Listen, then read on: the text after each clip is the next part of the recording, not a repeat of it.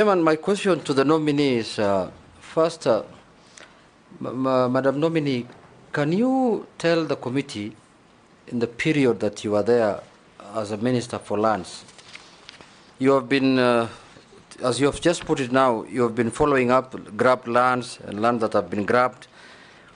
Can you mention which public land can you say you have recovered from grabbers as of now?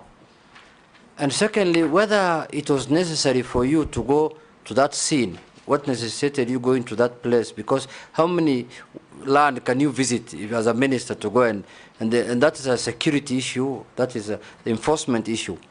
But more importantly, there was a bill that was authored from the ministry, the Lands Amendment Act, that was withdrawn by the majority leader. And you wanted to take the powers of the National Land Commission completely. What necessitated that? What was the reason behind why you wanted to usurp the powers of the Independent Commission? And lastly, the issue of disappearance of files in the Ministry of Land still exists.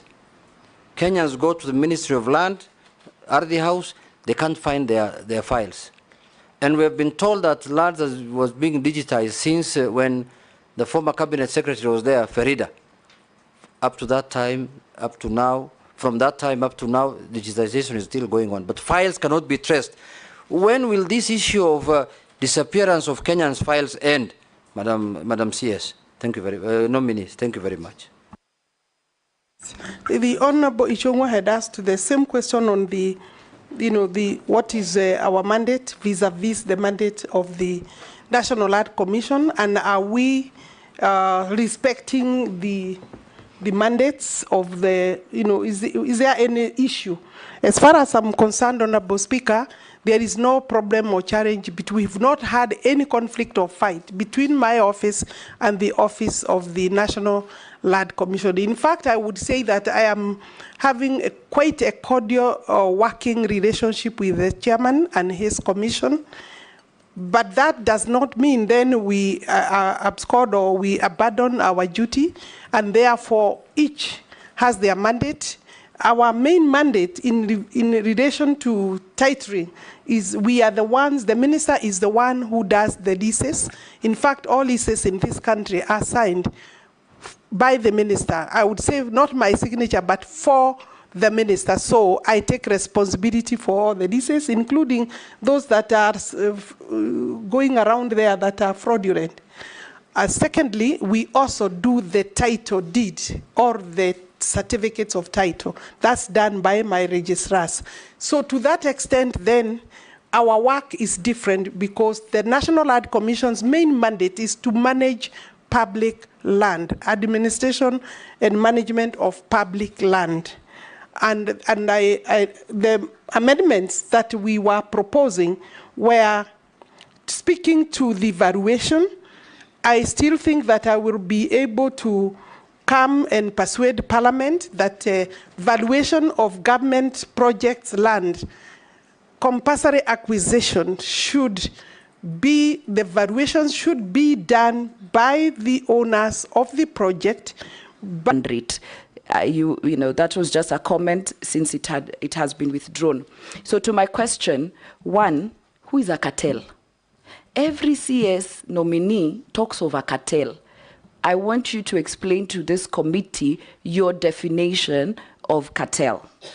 The second question is the whole issue of the housing levy. By April 2024, the government had collected in excess of Kenya shillings 34 billion. How many houses can you confidently say have been constructed and completed as we speak? And lastly, with the Finance Act having been declared unconstitutional, I think yesterday, do you understand its import on the housing project, and what next if this committee then finds you suitable to hold that office? Thank you. We'll take another. Nelson. Thank you, Honorable Speaker. Mine is actually very brief. Affordable housing is one of the key pillars of Kenya Kwanza administration. In fact, the President has been many times quoted as saying it was a deliberate way of creating employment. I want to ask you, Honorable nominee, how many young people have been employed by this program? And number two, do you think this program is sustainable and is it working? Go ahead. Thank you, Honorable Speaker. I think it is important that even though Honorable Lesuda has not come by way of a question, for me to make one or two clarifications in respect of the authority and the mandate of the National Land Commission. Because many times there is misinformation or misunderstanding of the mandates. And I believe that there is no misunderstanding between ourselves and the National Land Commission. Sometimes it's just propaganda. If you look at Article 67, the functions of the National Land Commission are to manage public land on behalf of the national and county governments. 2, to recommend a national land policy to the national government. Indeed, I have one document already recommended, and we are working on the national land policy, reviewing it since 2009. The review is supposed to take place every 10 years. Then to conduct research related to land and use of natural resources and make recommendations to appropriate authorities. To initiate investigations on its own motion, that's regarding complaints, historical injustice, and all that. And then finally, then there is to encourage the application of traditional dispute resolution mechanisms to assess tax on land and premiums on immovable property in any area designated by the law, and to monitor